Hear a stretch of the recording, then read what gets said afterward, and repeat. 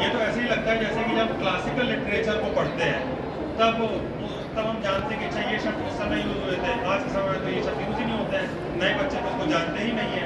तो ये ऐसा लगता है कि पुराने किसी भी लिटरेचर पढ़ रहे हो। Второй вариант описывания природы – это у писателей очень часто современных, когда герой попадает в лес, начинается мистика.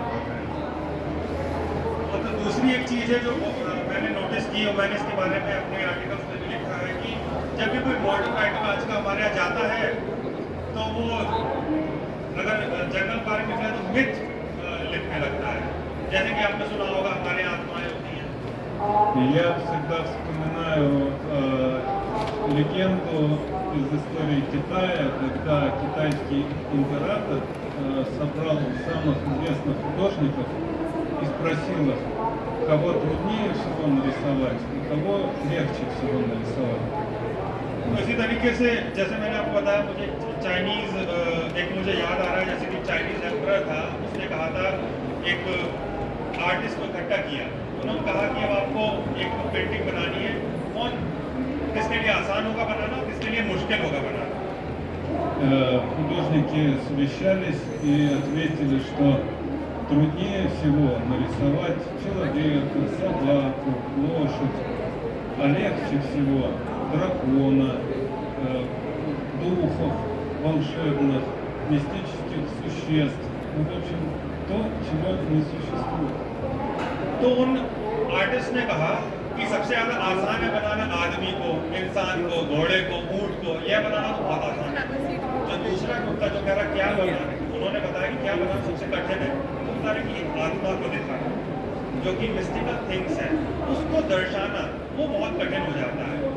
जो Пейзаж трудно изобразить природу. Вот. Во-вторых, существует, мне кажется, некоторый такой даже страх перед этой темой. Я замечал, что часто в современной прозе герой идет, например, из леса в населенный пункт. И пейзаж становится все интереснее и интереснее. Все ближе он подходит к तो इसीलिए मुझे ऐसा लगता है कि जैसा उन्होंने कहा था कि नेचर को दर्शाना लोग रह रहे हैं, यह दिखा दिया जाता है तो उतना ही इंटरेस्टिंग होता जाता है। पहले वो नेचर में रह रहा है तो उतना इंटरेस्टिंग नहीं है, वही रोज बना, फिर उसे दिखाने लगे कि वो जो लोग रह रहे हैं सिटीज़ की तरफ बढ़ जाता है तो वो इंटरेस्टिंग हो जाता है। Я думаю, что вот этот страх, вот эти трудности происходят из-за двух вещей. Из-за того, что когда мы начинаем говорить о отношениях человека и природы, мы что-то очень болезненное в себе начинаем чувствовать. तो यह कहाँ से उभर के आता है? जब भी हम बात करते हैं आदमी के और नेचर के संबंध की, तब घबराहट सी महसूस होने लगती है, क्योंकि अब लोगों के बीच उतना संबंध रहा नहीं है, तो एक डर का माहौल सा हो जाता है कि अब आदमी नेचर से दूर होता चला जा रहा है।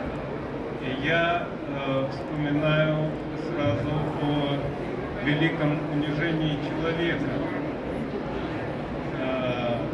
Раньше люди думали, что они в середине мира, и солнце ходит вокруг них. वैसे ही मुझे याद है जैसे पुराने लोग कहते थे कि जो दुनिया है वो सेंटर है और जो सूरज है वो अर्थ के चारों ओर घूम रहा है। Потом оказалось, что мы ходим, вращаемся вокруг солнышка. Это было обидно.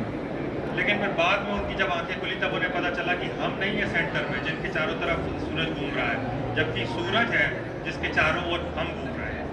Потом был Чарльз Дарвин, который сказал, что мы с обезьянами родственники. Это тоже было обидно. और उसके बाद डार्विन आए जिन्होंने कहा कि हम बंदरों से ही विकसित होके बने हैं, इंसान तो इसमें और बुरा मान गया। Потом был Карл Маркс, который сказал, что много зависит от экономических отношений. Потом был Фрейд, который сказал, что много зависит от нашего подсознания. Да? इसके बाद मार्क्स आए, उन्होंने कहा कि फिर सबसे महत्वपूर्ण है हमारे बीच इकोनॉमिक रिलेशन। फिर फ्रेट आए, उन्होंने कहा कि सबसे महत्वपूर्ण है तो आदमी का कंसाइंस, आदमी की चेतना, वो सबसे महत्वपूर्ण है। И мы-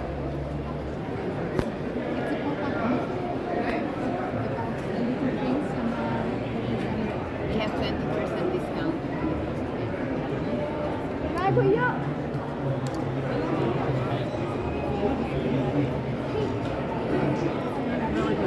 She reads, you pay.